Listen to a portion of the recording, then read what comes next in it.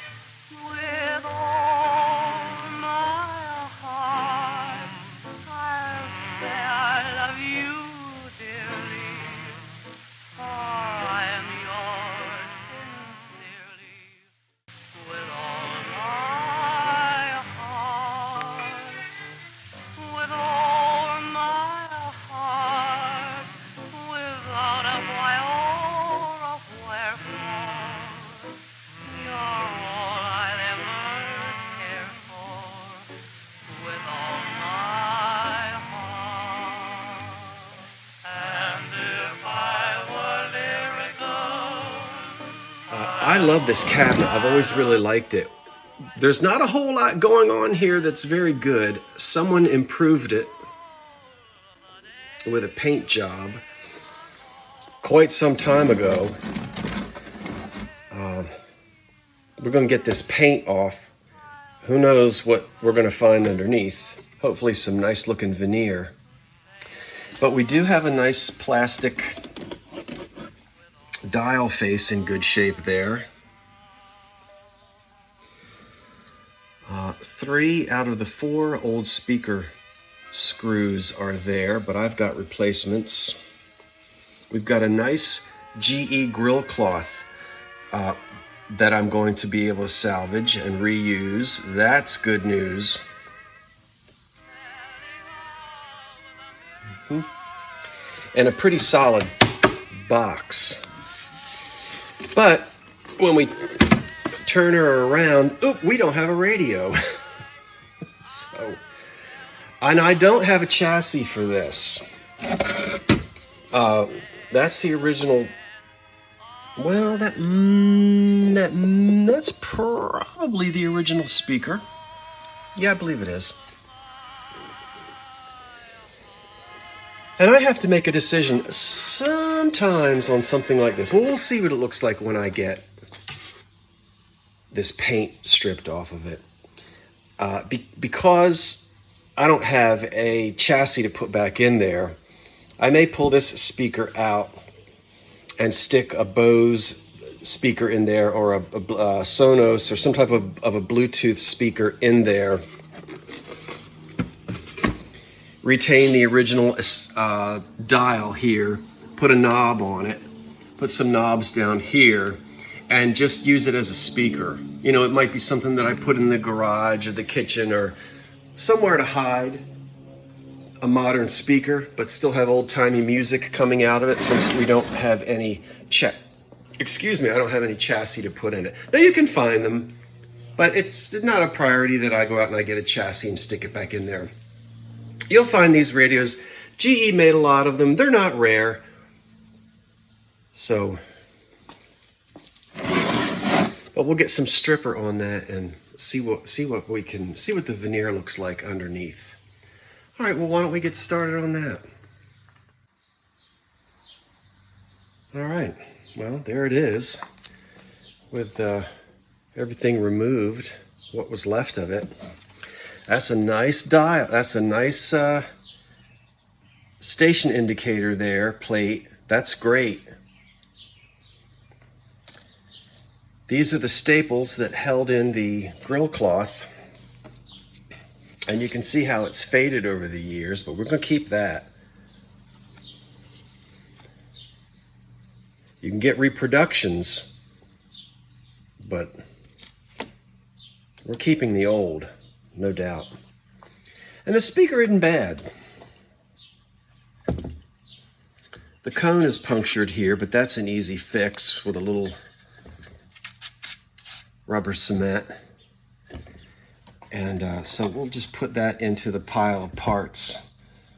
But that, if I decide to do what I'm going to do, that won't go back in. And then those are the rosette screws, the decorative screws. I'll have to get a fourth one somewhere around here. I've got one. Sometimes radios were painted. Sometimes they did come from the factory painted. You know, not very often, but sometimes they did. I don't know if this model was ever painted or not originally. I think it was just a veneer. I think somewhere along the line somebody just decided to do this. Quite some time ago. It's an old, look at how that old paint has crackled on it. So it's an old paint job. I could have just left it like it was, but as I said, it's not a valuable radio, and I want to see how beautiful that veneer is under there. All right. All right. Now, I know this isn't the proper way to do this, but it's how I'm doing it. I don't have a fit. You're going to have a fit anyway, probably. That's not an antique. It's just a reproduction. And this isn't going to hurt it at all. I'm just trying to work with what I've got here at the house, this house. So I'm just going to gloop on this orange stripper, which is less toxic than some of the others. It doesn't smell horrible either. This citrus stripper, you gotta let it sit. And that's the thing, let it do its work. Get it on there, get it on. And don't be shy with it. Go ahead and gloop it on there. And then go in the house and bake cookies. And don't fiddle with it. Now, you don't want to leave it on forever because you don't want veneer to start lifting. But it's starting to do its work, see? And it'll actually deteriorate this sponge too. Let me get that off of there. But I don't have a paintbrush, so it's fine. These little things are disposable anyway.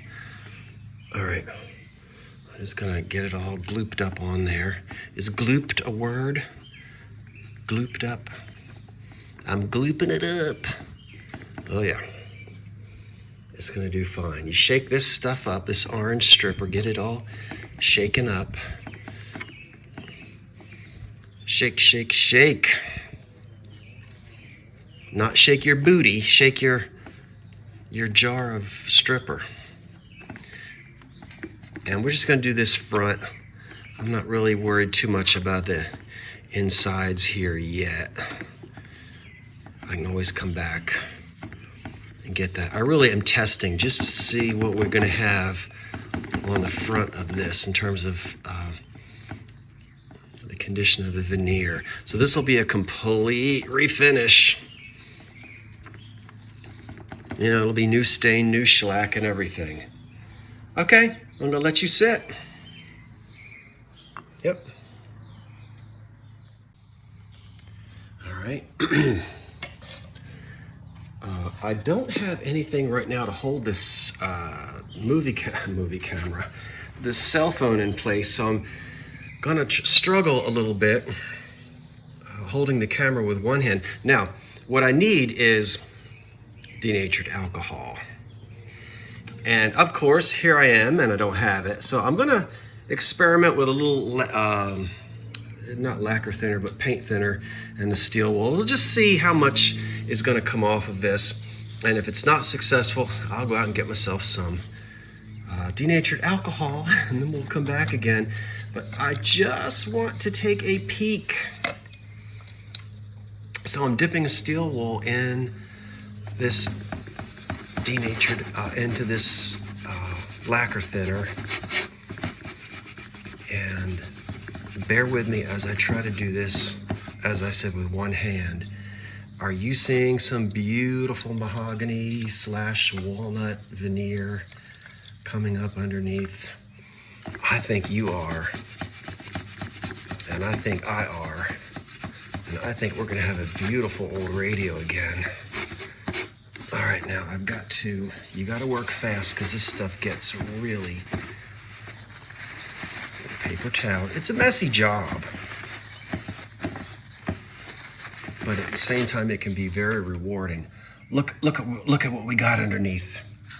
Now that is what I was expecting to find. I know what this radio looks like without this paint on it. And hold still now. I've got a lot of it on here, but I'm drying it. This dries quickly. And I just want you to see, we don't want to lift the veneer, and so we're going to dry it off as fast as we're putting it on.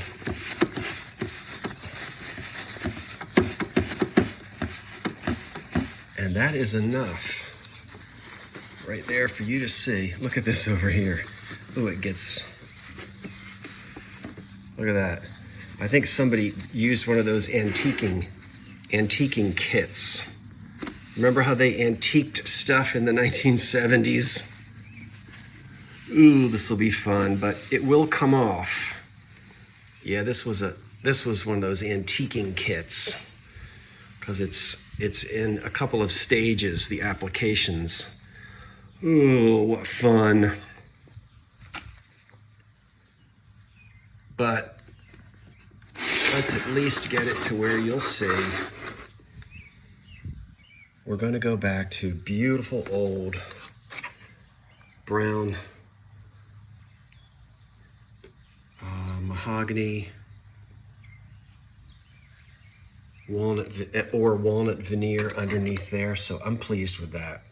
All right, it's going to take a while, and I'm not going to show you the whole thing. I might not even get the whole thing done today. In fact, I'm pretty certain I won't, because I've got other projects to do. But I'll pick at this throughout the day. That's what it looks like even without any stain touch up or a varnish shellac coat on top. It's going to be just a beautiful old radio again. All right, I'm definitely going to go out and get myself some denatured alcohol. This is really fun. Ugh, what a mess. It looks like a scene from Lizzie Borden's basement. I shouldn't say that because she was acquitted. All right. What is the end result? Is it good news or bad news? Oh my word. Look at how fantastic. Is that the same radio? You bet your bottom dollar. That's what was hiding under that 1960s antiquing. All right, let's not be too hard on our parents and grandparents. Everybody was antiquing in those days. You'd get those kits. And that's what they did to this old GE radio. But look at the front. Now, yeah, there's the old red and brown, red and black paint on the sides. But on the front, look at that beautiful veneer. I still have to do some work. Yeah, got a little bit of residuals to get off of it. But that's what those old radios looked like. And let's see. Remember, we're going to be shellacking and staining the front again and getting the old grill cloth back on. Look at that. Putting some knobs on, and of course you know I've got the dial right there, and I'll light it up. So let's get that out of the way again. Very pleased that, and I was hoping that we would find that underneath, and indeed we do. So once again, more than likely, I'm going to be sticking a Bluetooth speaker in there and just using it somewhere. In case you're wondering, and I do not hold stock in that company, but there is the citrus stripper. A lot of you know about this. It's not quite as caustic. It doesn't have that awful smell. Sometimes it takes longer for this to work, but you can use it in an area, even if you don't have a lot of ventilation. I'm out here in the garage with all the doors open and fans running. I'll get back to this sooner or later, not today. We'll get the rest of that paint off of it. And you'll see it again somewhere along the line. But right now, I've got other projects to work on in the old curiosity shop. So let's see what else we can get into. Very happy with that. Oh my word, what is going on in the old curiosity shop today? Well, oh my goodness, the wind just blew something down. I'm out in the backyard, and yeah, that's a stack of organ pipes. What else? I mean, what else would I be doing on a Saturday afternoon? I've just cut the grass. And now I'm out here fiddling with these. Now let me tell you, I rescued these more than a decade ago, probably 15 years ago. I got a telephone call that an old Irish funeral parlor in Fishtown, Philadelphia, was being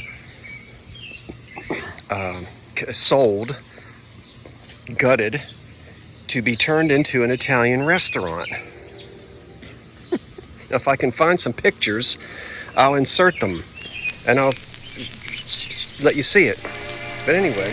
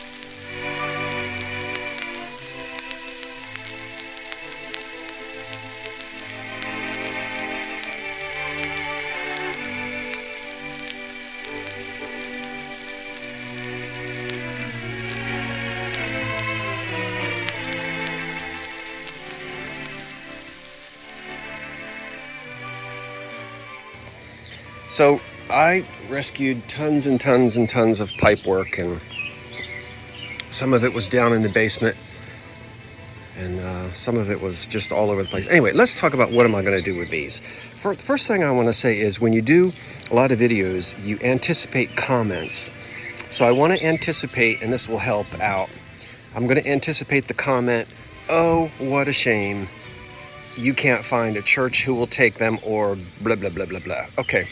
You can't really just drive around to churches and say, "Hey, I got a bunch of organ pipes. Do you want them?" They have to go to a pipe organ clearinghouse, that kind of thing. I have already attempted that. Just because they're old organ pipes doesn't mean they're valuable, doesn't mean that they're necessarily something that a church would be interested in or an organ builder would be interested in terms of putting them back into an organ so that they'll speak. These are nice. They're about 100 years old, and I did have a couple organ makers, organ builders look and say, okay, you know, nice, but you might want to think about wall art. Okay, so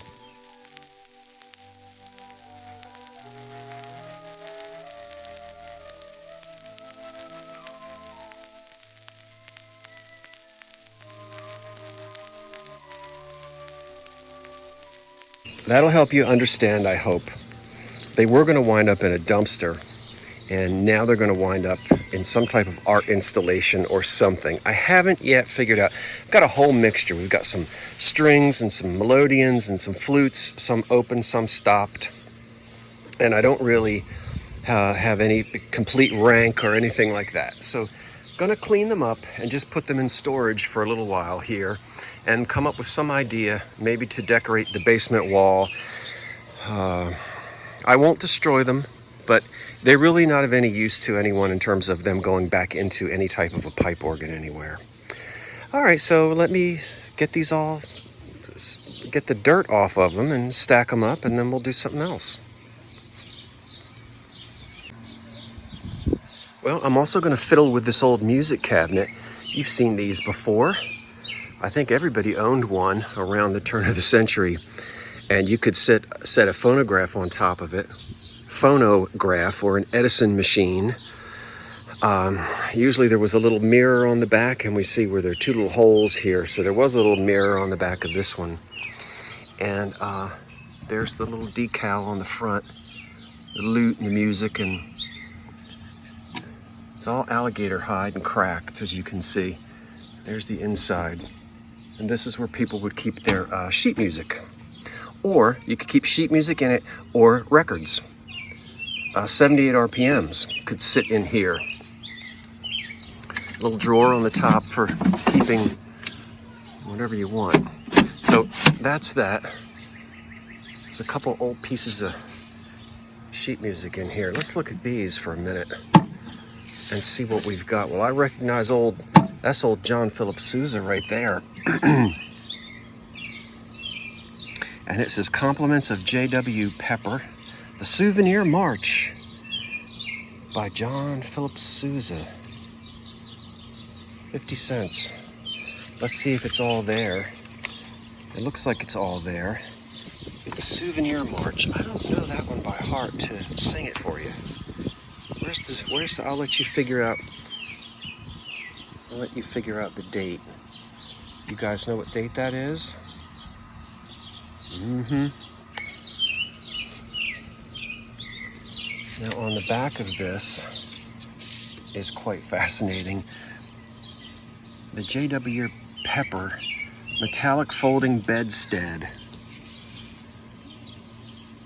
Admired by all who see them, yeah. But what's your night's sleep like? Wouldn't that be something in the guest room? So that thing folds up. Look, a little curtain goes around it. I can't see. Is it a shadow? I think I have a shadow. Look at that.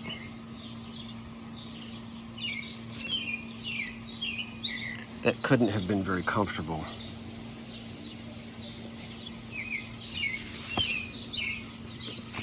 Oh no. And then here, look at this. The Esty Exposition March. Now Esty, in Brattleboro, Vermont, they made pump organs and pipe organs. The old church I grew up in had an old tracker, an old Esty tracker organ, and the one I was playing yesterday in the basement, the little pump organ, that's an Esty. That was, and there's a museum up there you can go to. I haven't been to it. Let's see what this is going to look like. And this is $18.99. Look at that. And it's all there. I could go play it. Let's see. Bum bum bum bum bum bum bum bum bum bum bum bum ba bum ba bum da da da da da da da da da da da da da da da da da ba ba ba bum. That ought to be all right. What key is it in? Oh, 4 flats. Key of A flat. I like that key. That's not so bad. So maybe I'll have to go. See there, SD organs and pianos. This must have been their showroom on Chestnut Street in Philadelphia. But all the Estes were made up in Vermont. I think it was Brattleboro, Vermont. Anyway, enough of this. I don't think we're going to look at the Alka-Seltzer songbook. Let's go do something else.